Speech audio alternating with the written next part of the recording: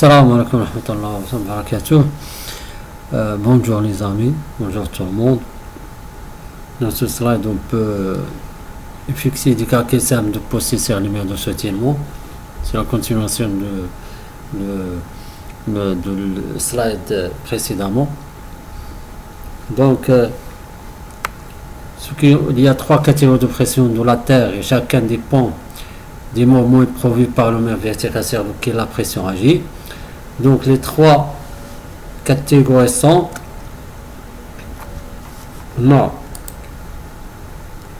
l'état de pression au repos, on a l'état de poussée de sol et on a l'état de buté du sol. Parce qu'il y a la pression active. Lorsqu'on a un milieu posant non cohérent, donc l'angle de cohésion est égal à 0, non surchargé, pas de charge. Dans ce cas, la distribution des contraintes sur un écran plan varie linéairement avec R et avec angle inclinaison θ, qui est angle de frottement sol par rapport à l'écran.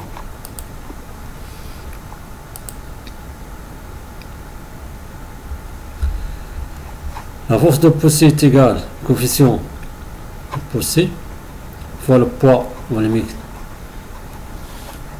de cette sol fois R. Avec les forces sont exercées au tiers inférieur de OA. Tiers inférieur. Donc la force de poussée résultante entre les deux forces est égale P est égal à l'intégral à 1 sur 0 fois le coefficient de poussée active fois le poids volumique fois R fois dérivée R selon la variation de cette R entre O et A. Donc est égal à 1 sur 2 coefficient de poussée fois le poids volumique fois OA2 à la puissance 2 ou fois L. 2. Lorsqu'on a un milieu non posant, non cohérent, mais avec la charge. Donc les forces s'exercent au milieu de la longueur OA.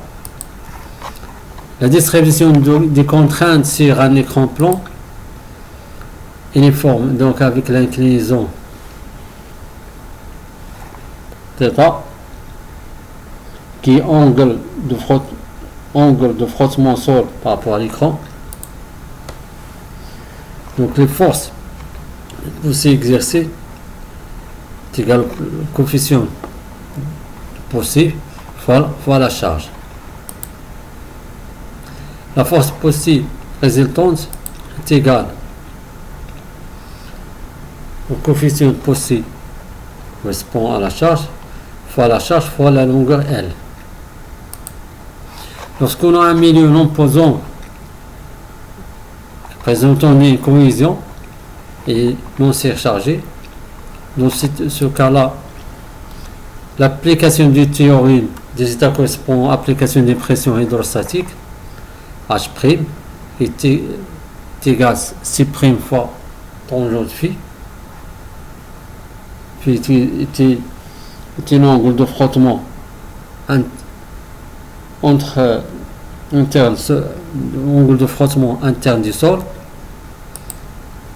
Donc l'écran soumis à deux actions, l'action de la pression de poussée et l'action hydrostatique. Dans ce cas, P est égal au coefficient de poussée actif selon le point C fois H' fois la longueur L. La deuxième action est C est égal à H' fois L. Donc la poussée prend en compte PS, traction, donc la résultance entre C et P, ce qui nous donne PC la résultante, PC est égal moins 2C prime fois la racine de la coefficient AC fois L, fois la longueur N. Lorsqu'on a un milieu posant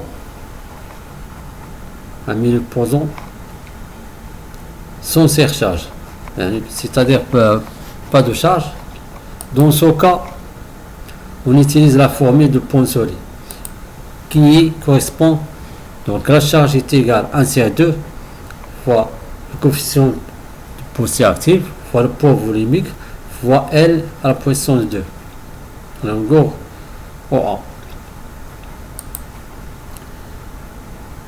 Avec le coefficient de poussée est égal cos à la puissance 2 fois θ moins epsilon phi sur cos lambda plus delta fois 1 plus epsilon sinus phi plus epsilon lambda moins sinus phi moins epsilon bêta sur cos lambda plus angle de frottement sur l'écran plus cos lambda moins bêta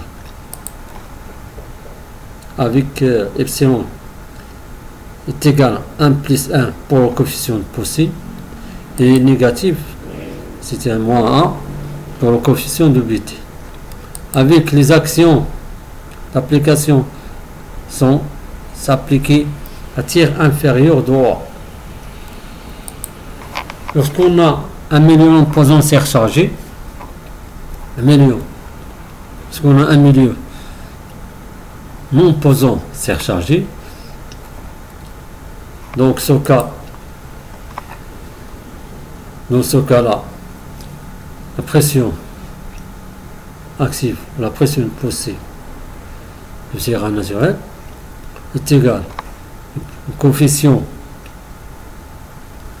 de poussée correspond à la charge fois le poids volumique fois la longueur L. Avec le coefficient de poussée correspond à la charge est égal au coefficient de poussée correspond à la poids, c'est cos lambda moins bêta. Bêta est l'angle de surface du sol. L'angle, si bêta correspond à l'angle d'inclinaison de surface du sol avec l'horizontale.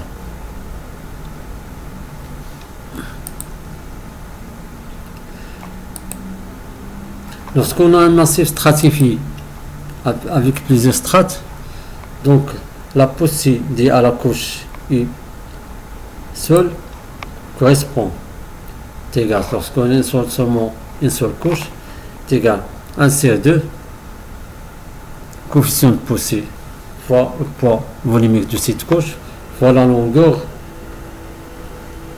O fois la longueur AP2 à puissance 2 est égal à 1 sur 2 fois le coefficient de poussée fois le poids volumique fois l'épaisseur de cette couche sur cos lambda à la puissance 2. Lorsqu'on a incliné de delta I sur AB au tiers inférieur, c'est-à-dire cette partie de AB, donc la poussée PK des hauts surcharges est égale, parce qu'on a des surcharges, par exemple une construction sur ces strates, donc QI est égal à K1 plus l'ensemble de chaque couche poids volumique de chaque couche fois son épaisseur. Donc PK résultante, si PK est égal ensemble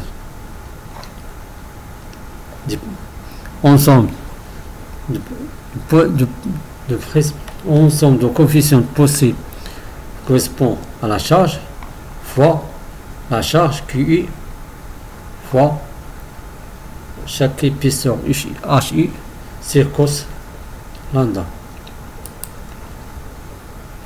Avec incliné de θ et c'est AB appliqué au milieu de AB. Ensuite, lorsqu'on a milieu stratifié, par exemple à 6.A, on va avoir deux contraintes différentes, A plus et A moins. C'est-à-dire A plus et A moins sont à considérer différemment le calcul conduit à des discontinuités importantes. Donc on va voir A plus et A moins. Avec C, dans la première couche, l'angle de cohésion est égal à 0, il fait élevé. La deuxième couche, le coefficient, donc dans la cohésion est élevé et l'angle de frottement est élevé.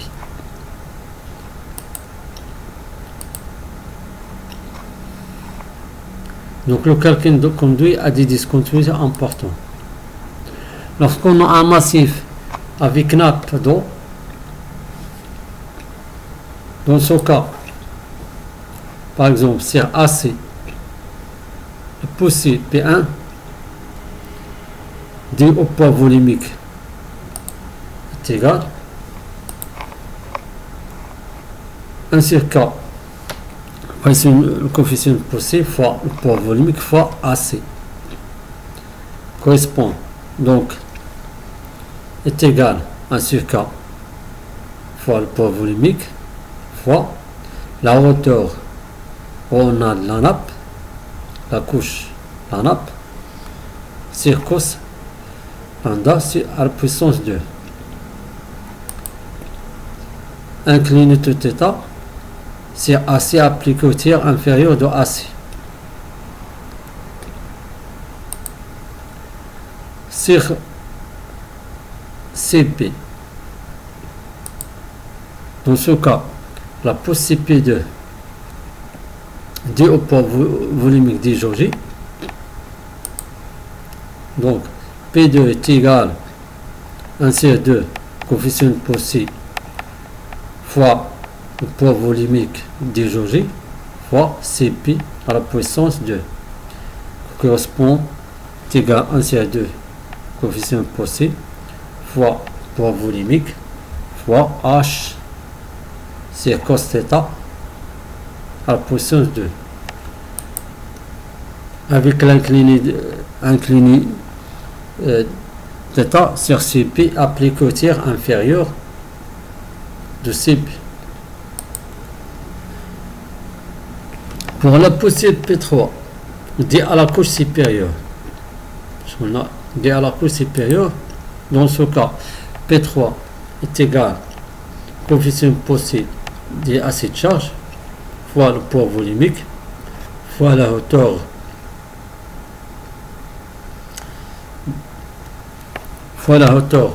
de la couche supérieure fois Cp est égal au coefficient de poussée fois le poids volumique fois la hauteur de cette couche supérieure fois H sur cos lambda à la puissance 2 avec l'incliné de l'angle de frottement sur l'écran est appliqué au milieu de Cp. Un exemple, on a un mur de ciment en béton avec un milieu cohésion dont l'angle de cohésion est égal à 10 kPa avec angle de frottement interne du sol est égal à 33,6 degrés et le poids volumique est égal à 18 kN pour cette couche de sable argileux. Pour le mur en béton, le mur en bois, dont la longueur 3,5 mètres, la partie supérieure 0,5 mètres et la partie inférieure 1 mètre. Pour l'habitude est nul. Donc on doit calculer la résistance du sol, la capacité portante, du sol et la stabilité.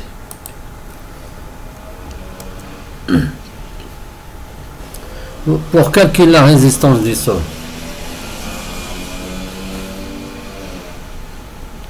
il faut connaître l'inclinaison de la charge, c'est-à-dire la somme de la poussée du sol derrière le mur et du poids du mur.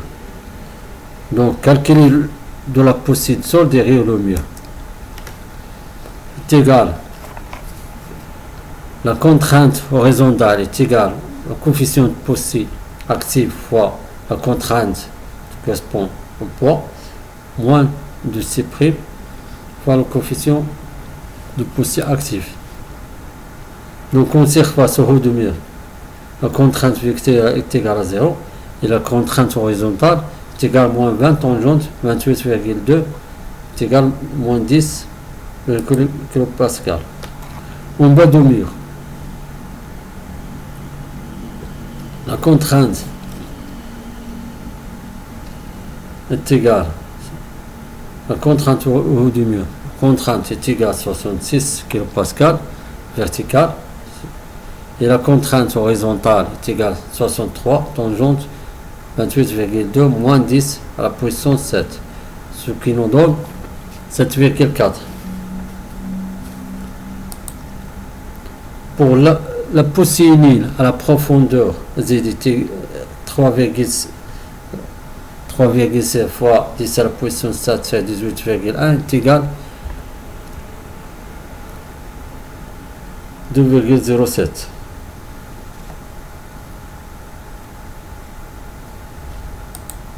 Donc on néglige les forces négatives de la partie supérieure du mur. Il reste une distribution de pression triangulaire variant de 0 kPa à 1,53 de mètre de hauteur au-dessus du bas du mur, à 7,4 kPa en bas du mur. Donc, cette distribution de pression équivalente à une force horizontale appliquée à 0,51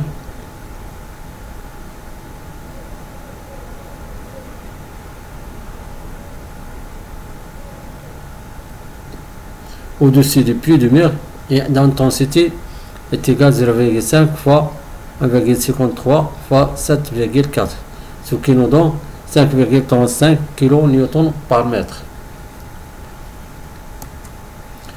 Pour calculer des poids de mur, on décompose le mur en trois parties.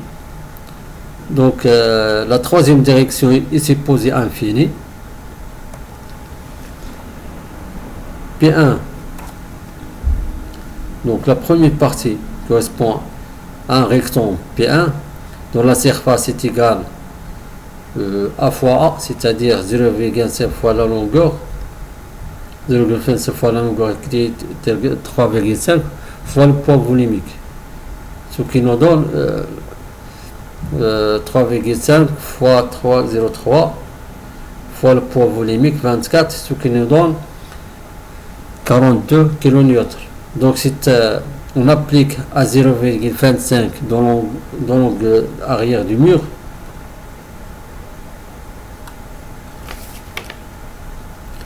pour le poids P2, la même chose. On a un triangle, P2 c'est un triangle, donc dont la surface est égale à 1 tiers 2 fois H fois la base, donc 0,5 fois 0,1 fois 3 fois le poids volumique de béton, ce qui nous donne 18 kN par mètre, appliqué à 0,06 mètres dans l'angle du mur. Donc la troisième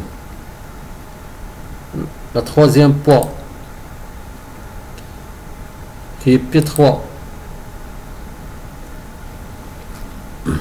est un rectangle dont les cotes 0,5 fois 0,5 fois le poids volumique 24, ce qui nous donne 6 kN appliqué à 0,75 mètres de l'angle du mur.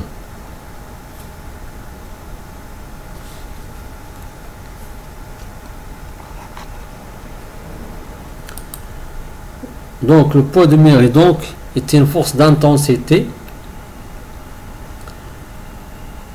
est égal à 65 kN appliqué à une distance. Si l'ensemble des distances, 42 pour le premier poids, 42 fois 0,25 plus 18 fois 0,6 plus 6 fois 0,75 sur l'intensité appliquée est égal à 66, ce qui nous donne une distance est égale à 0,406 mètres, c'est-à-dire 0,46 si on fait la majoration, ce qui nous donne D est égal à 0,41 mètres. Donc le poids du mur total donc à une force d'intensité P est égal à 60 kN par mètre, donc appliqué à une distance de l'angle arrière du mur à 0,41 mètres.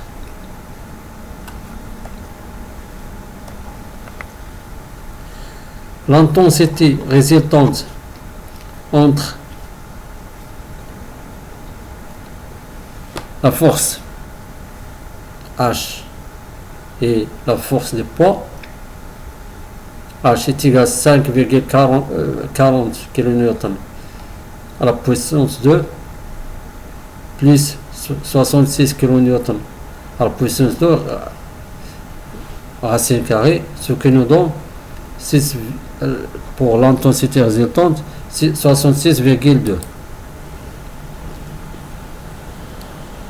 Pour l'inclinaison alpha du mur, donc alpha c'est un angle,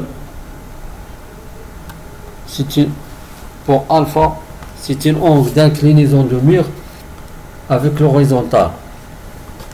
On trouve que alpha de cette résultante est égal alpha est égal arc tangente 5,4 sur 66, ce qui nous donne 4,7 degrés. Pour l'excentrement compté par rapport au centre de la surface d'appui du mur reste voisin de 9 cm côté soutenu par le mur, plus précisément 9 moins si contient tangente 4,7, ce qui nous donne 8,6 cm.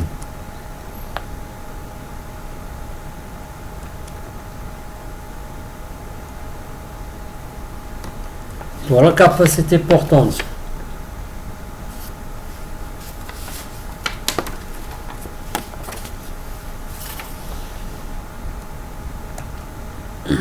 on fait le calcul de la portance avec les hypothèses suivantes. Donc le sol est sur le toit dans la nappe, donc on calcule une capacité en contrainte effective. On fait le calcul des côtés défavorables, donc avec une pression latérale Q correspond à 0,5 m au sol, soit Q à charge est égal à 9 kN par mètre. Les paramètres de résistance des sols sont C'10 kN Pascal et l'angle de frottement Phi' est égal à 33,6 degrés. Le poids volumique des jauges du sol est égal à 8 kN. La charge excentrée de 0,09 m et inclinée de 5 degrés.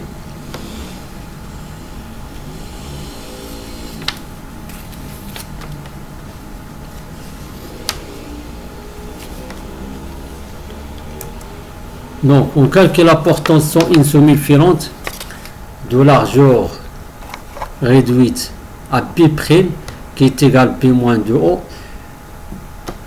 ce qui nous donne 0,82 mètres.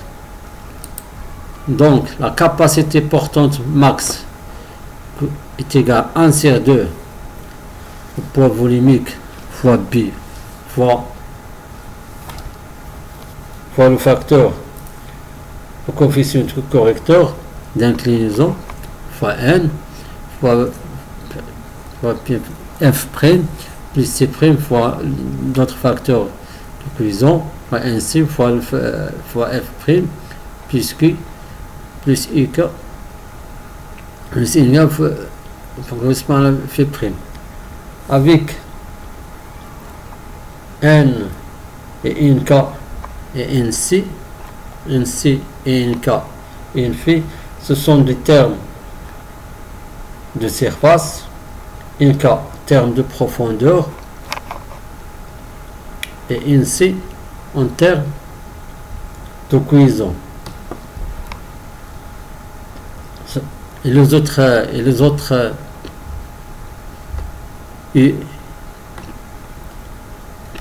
ici et IK, ce sont des facteurs de capacité porteur et coefficient correcteur.